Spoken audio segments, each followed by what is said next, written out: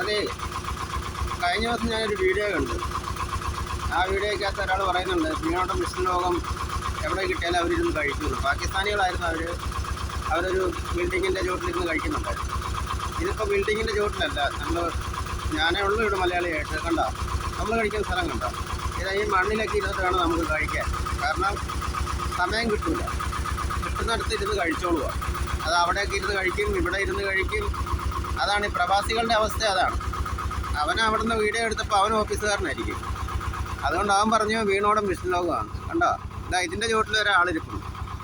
അവിടെയൊക്കെ ഇരുന്ന് ആൾക്കാർ കഴിച്ചുകൊണ്ടിരിക്കുക. കാരണം ഇനിയിപ്പോൾ കാറ്റ് വരാൻ തുടങ്ങും. ഉച്ചയ്ക്ക് ഭക്ഷണം കഴിക്കുമ്പോഴേക്കും അവിടെയൊക്കെ ഇരുന്ന് കഴിക്കുമ്പോഴേക്കും ഉണ്ടാവുക പൊടിയെല്ലാം പറന്ന് ആകപ്പാടെ, പൊടിയല്ല പൂഴി വന്ന് വീണ് ആകപ്പാടെ നാശകോശവും. അതൊക്കെയാണ് ഇവിടുത്തെ ഗൾഫുകാരൻ്റെ അവസ്ഥകൾ.